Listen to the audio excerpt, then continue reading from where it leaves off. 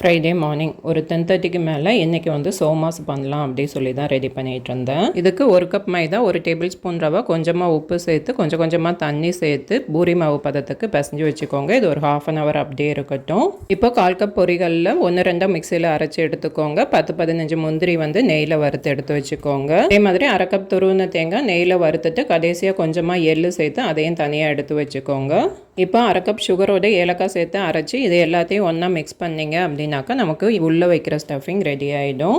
இப்போ நம்ம பிசைஞ்சு வச்சுருக்க மாவை நல்லா மெலிசாக திரட்டிட்டு சின்ன சின்ன ரவுண்டாக கட் பண்ணி எடுத்துக்கோங்க. இதில் நடுவில் பூரணம் வச்சு ஓரமாக வந்து நல்லா தண்ணி தடவிட்டு மடித்து இது மாதிரி மடித்து விட்டீங்க அப்படின்னாக்கா நல்ல டிசைன் வந்துடும். உங்ககிட்ட அச்சு இருந்தால் அச்சுமே நீங்கள் யூஸ் பண்ணிக்கலாம். இப்போ இதை சுடான எண்ணெயில் போட்டு லோ ஃப்ளேம்லேயே 2 பக்கமும் வந்து நல்லா வேக வச்சு எடுத்தீங்க அப்படின்னாக்கா சோமாசு சூப்பராக ரெடி ஆகிடும். லாஸ்ட்டாக எக்ஸஸாக இருந்த மாவில் ஒரு ஈவினிங் ஸ்நாக் தான் பண்ணேன். எல்லாருக்கும் ஹாப்பி தீபாவளி.